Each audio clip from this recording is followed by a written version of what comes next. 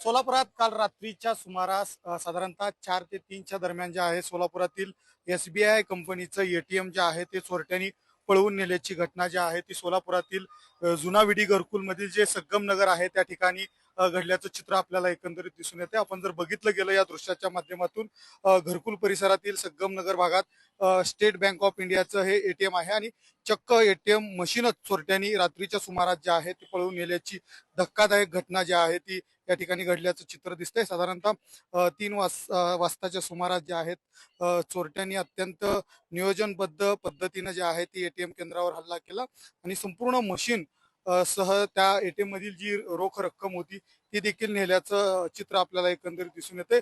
खर तर गेल्या काही दिवसांपासून शहरामध्ये मोठ्या पद्धतीनं सातत्यानं चोरीच्या घटना ज्या आहेत त्या वाढत आहेत आणि आता मात्र चोरट्यांनी थेट बँकेच्या ATMलाच लक्ष करीत संपूर्ण ATMच पळवून नेल्याची घटना जी आहे ती घडलेली आहे.